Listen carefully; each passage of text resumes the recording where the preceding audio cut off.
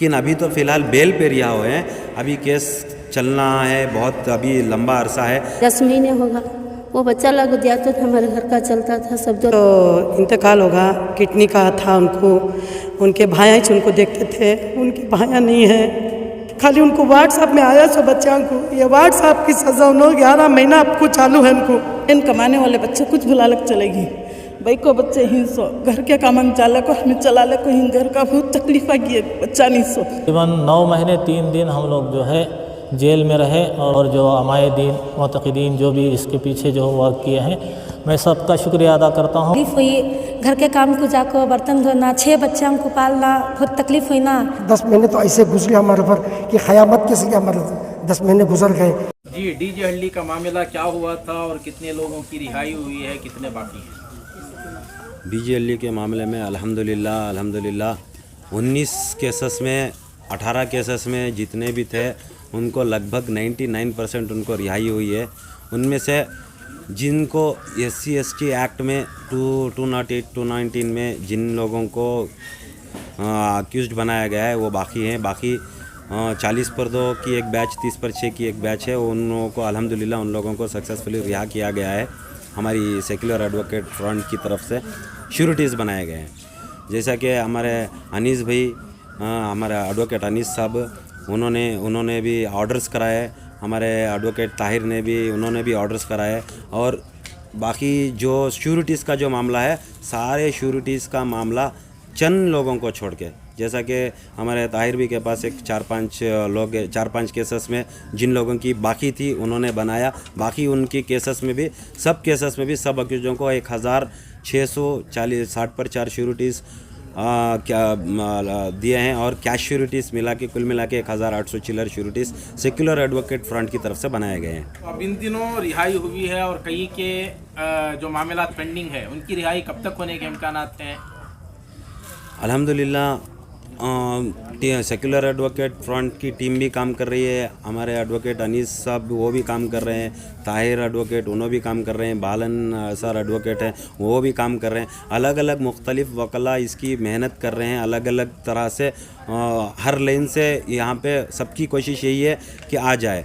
कि हमारी टीम ने भी अलग पिटिशन दाखिल किए हैं, अनीस साहब के भी अलग पिटिशन दाखिल किए हैं। पूरी कोशिश है इम्कानात हैं इस बकरीद से पहले उन लोगों को रिहा किया जाए और उनकी जल्द से जल्द उनको रिहा करने की पूरी कोशिश की गई। अनकरीब UAPA के कई केसेस में रिहाई मिली है, कई नौजवान बाहर आए हैं, उनके भी मामला अपनी जगह। इसमें एडवोकेट फ्रंट का या दीगर जो तंजीमें वगैरह काम कर रहे हैं, क्या रोल रहा, क्या वाकई उनका रोल था या इंडिविजुअल एडवोकेट्स अपनी जानिब से कुछ मेहनत की है? कई चंद एडवोकेट्स हैं, इंडिविजुअल एडवोकेट्स भी मेहनत किए हैं।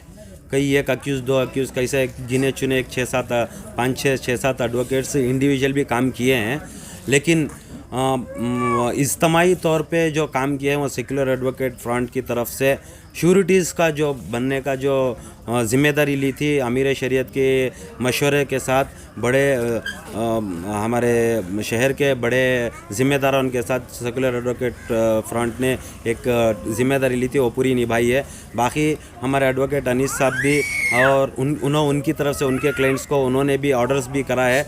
जिन लोगों का चुक गया है, जो सेपरेट उनको जाके अप्रोच किए हैं, उनको जल्दी आने की वजह से या पैसे खुद उन्होंने श्योरिटी ऑफ़र किए हैं, ऐसे लोग उन्होंने किए हैं।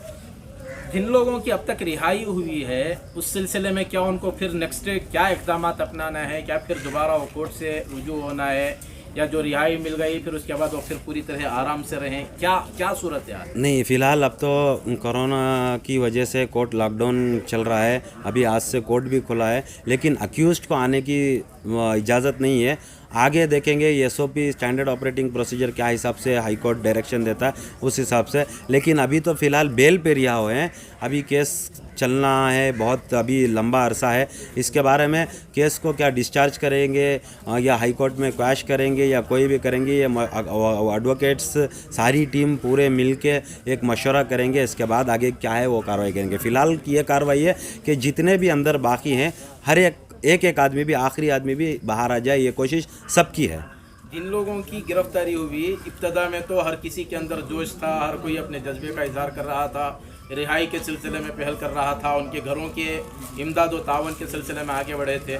लेकिन इन दिनों बाज़ घरानों की हालत ये है कि उनके घरों के चूल्हे चढ़ना मुश्किल है। तो एडवोकेट फ्रंट की जानिब से आप कोई ऐसा पैगाम देना चाहेंगे तंजीमों को कि इनके तावन के सिलसिले में आगे बढ़ें? क्या है सूरत है? मैं ये बोलना चाहता हूँ कि देखो, ये अल्लाह का दिया हुआ माल और जान दोनों अल्लाह की है। किसे चाहता है वो देता है, किसे चाहता है छीन लेता है। जो मालदार हजरात हैं उनकी एक जिम्मेदारी होती है कि आसपास पड़ोस में देखें कि हमारा पड़ोसी भूखा ना सोए। इसकी ये शरीयत में भी इसकी बहुत ताकीद की गई है कि जिसका पड़ोसी भूखा है, अगर कोई पड़ोसी पेट भर कर खाता है, उसका पड़ोसी भूखा है, तो उसको अल्लाह क़ियामत में पूछेगा। और उससे बड़ी जिम्मेदारी ये शहर के जिन लोगों ने वोट लेकर, जैसे यहाँ के काउंसलर्स हैं, यहाँ के MLA हो या काउंसलर हो, उनकी सबसे बड़ी जिम्मेदारी ये होती है कि उनके अवाम की, उनकी जनता की, उनकी कॉन्स्टिट्यूएंसी के, उनके वार्डों की, मुसलमानों की रहबरी करे, उनकी ज़रूरतों को पूरा करे। आज जो ओहदा अल्लाह दिया है वो कल छीना लेगा। आज किसी की ज़िंदगी बाकी नहीं है, कोई 500,000 साल जीने के लिए भी आया नहीं है, और उसका माल दुनिया में सब छोड़ के ही जाना है। आज ये खुश होना चाहिए कि मैं किसी को मदद करूं, मेरा पैसा किसी के काम आ जाए, मैं किसी को मेरे पैसे की वजह से मुझे जो अल्लाह माल दिया उससे कोई किसी का फ़ायदा हो जाए, तो आखिरत बनाने के लिए काफ़ी है। अगर कोई दुनिया में ही रहने आया है, अगर ये ख्याल करता है कि मैं मरने का नहीं है, अल्लाह के पास जवाब देने का नहीं, तो उसके लिए कोई कुछ बोलने से कुछ फ़ायदा नहीं है। जो मालदार हजरत है, बहुत से तंजीम है, बहुत से NGO हैं जिन्होंने बाहर से कलेक्शन करके छुपा कर दिया है, और कई ऐसे अभाव हैं जो थोड़ा दे के ज़्यादा दिखाया है। मैं ये आपकी चैनल की वजह से ज़रिए से मैसेज देना चाहता हूँ कि आसपास देखें, पड़ोसियों के देखें, मोहल्ले में देखें, ख़ासकर यहाँ के काउंसलर और यहाँ के लीडर्स और यहाँ के मालदार हजरात ये देखें कि कोई हमारे पड़ोसी, कोई हमारे आसपास कोई भूखा न रहे, उनकी ज़रूरतों को पूरा करे। इंशाअल्लाह अल्लाह उनकी ज़रूरतों को पूरा करेगा। तो आखिरी सवाल ये है कि इस मामले में कितने लोगों की पूरी गिरफ्तारी हुई थी और कितने लोग रिहा हुए, कितने बाकी? लगभग 95% बाकी 470 पर 3 गिरफ्तार हुए थे। लगभग 95% बाकी पूरे रिलीज़ हो गए। अब 70-80 अफराद जो UAPA और SC/ST की वजह से अटके हुए हैं, UAPA में चंद अटके हुए हैं और SC/ST में अटके हुए हैं, उनका ऑर्डर सभी बाकी है। कल के लिए तारीख है। उम्मीद है इंशाअल्लाह अगले हफ्ते तक उन लोगों की रिहाई मुनासिब हो जाए इंशाअल्लाह। ये UAPA के केसेस में जिनकी बेल हुई है, जो बाहर आए हैं, उनका तो 90% यानी कि किसी के 14 केस, किसी के 15 केस, किसी के 18 केस, उनको हमने श्योरिटी बना दी गई है। बस वहाँ हमारे बड़ों की तरफ से ये था सेक्युलर एडवोकेट फ्रंट को, ये पहले SC/ST का रोक दिया जाए, SC/ST और UAPA का जब बेल हो जाए बाकी श्योरिटीज़ बने। तो जिनके हमने लगभग 18, 14, 15 जैसे कि मुजम्मिल पाशा हो और उनके और भी कई हैं, सैफुद्दीन हैं और कई 7-8 नाम हैं, उनके नाम मेरे दिमाग में नहीं आ रहे हैं। उन लोगों की भी श्योरिटीज़ हमने 14-15 श्योरिटीज़ हम लोगों ने बनाई है, क्योंकि सेक्युलर एडवोकेट फ्रंट ये नहीं चाहता था कि अमीर शरीयत की गाइडेंस में ये था कि हर कोई भी कौन से भी केस में हो, कोई भी तंजीम का हो, चाहे SGPA से लगा हो, चाहे अनीस भाई के पास केस हो, चाहे हमारे पास हो, किसी के पास भी केस हो, अगर श्योरिटीज़ बनना है, कोई उनके घर वाले श्योरिटीज़ अफोर्ड नहीं कर सकते तो बनाते जाओ। तो इसलिए हम लोगों ने यह नहीं देखा कि SC/ST है, UAPA में क्या है, 18 है, 19 है, कोई से भी केस है, सबको बनाते गए। आखिरी में जब श्योरिटीज़ हमारी तरफ से खड़ाई गई, क्योंकि जब SC/ST और UAPA के बेल हो जाने के बाद में बनेगा, बल्कि उन लोगों ने एक लास्ट के 1-2 केसेस में बन के रिलीज़ हुए हैं। अस्सलाम वालेकुम, मेरा नाम फरीदा बानो। मेरे बच्चे का नाम एक का नवाज़, एक का नाम मोहम्मद शाहरुख है। 2 बच्चे हैं। एक बच्चा तो इंतकाल होगा, किडनी का था उनको, उनके भाया उनको देखते थे, उनके भाया नहीं है।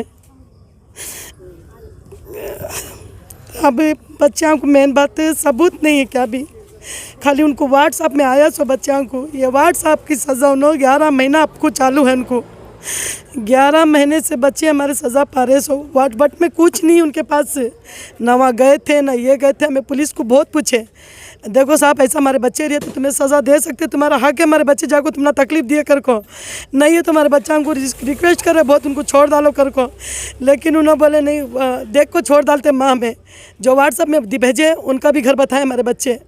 व्हाट्सएप में ऐसा कहते तो पूरे बेंगलुरु को है कि पूरे बेंगलुरु को पकड़ लो को गए, हमने तो क्या भी बताया नहीं उन्होंने। बच्चे है कर को बच्चे भी पूछते रह गए। एक जन को बच्चों को 16 जन मारे, अंदर पुलिस आप पानी पूछे तो कोकस का पानी बच्चा पिए सो हमारे मालूम है। हमारे साथ अल्लाह के सिवा कोई भी नहीं हमारा। अनीस लायर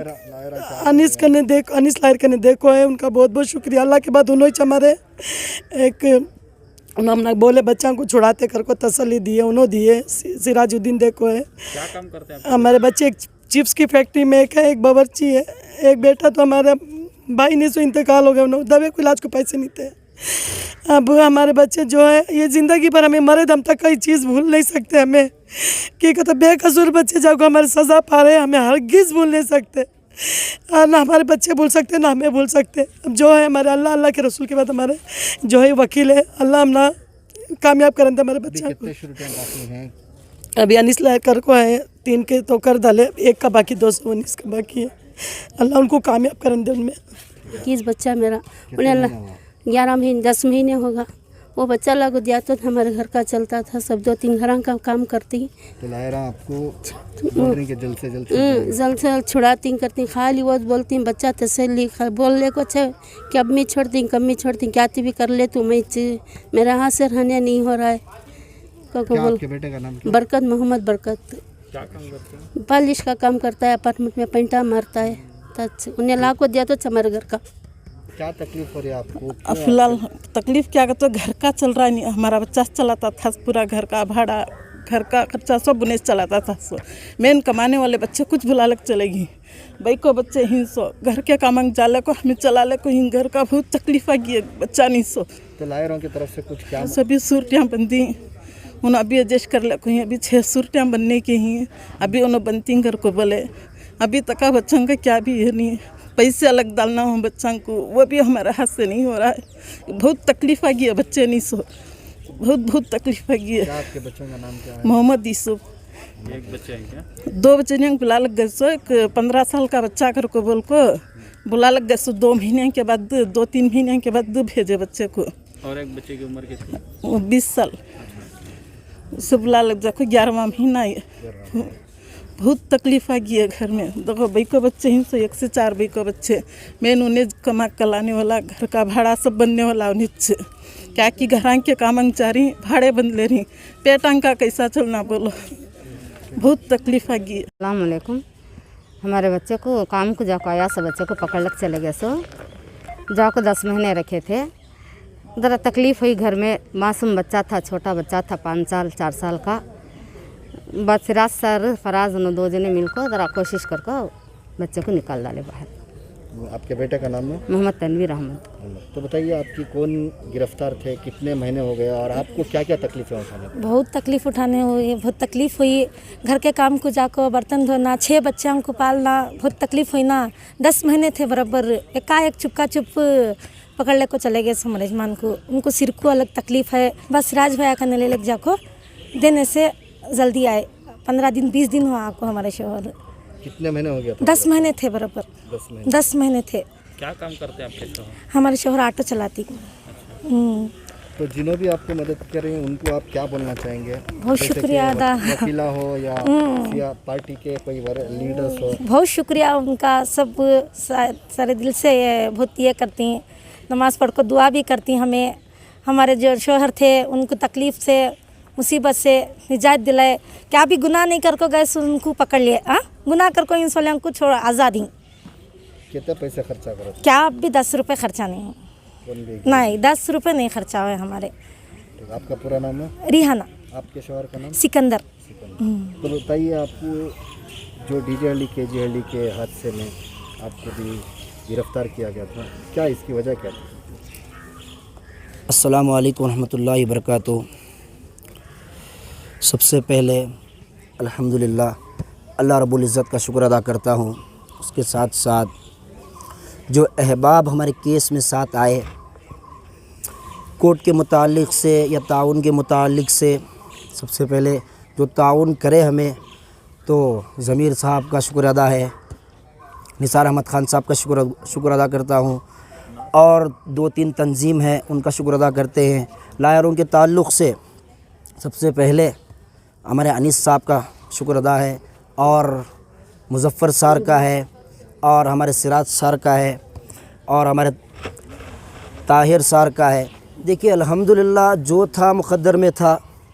बहरहाल एक बुरा ख्वाब जो हमारे ऊपर से गुज़र गया, अल्हम्दुलिल्लाह वापस तो आ गए, तमाम का शुक्र अदा है। आपका पूरा नाम? मेरा नाम पुरान मौलाना सैयद अफनान साहब। जी, आपके फ़र्जंद भी गिरफ़्तार थे, तो किसने आपको आगे बढ़कर मदद की और क्या क्या मुश्किलों का सामना करना पड़ा? जी अल्हम्दुलिल्लाह अल्लाह का बहुत बड़ा एहसान है कि तकलीफ़ तो बहुत सारी 10 महीने के बाद बेटे हमारे रिहा हो गए।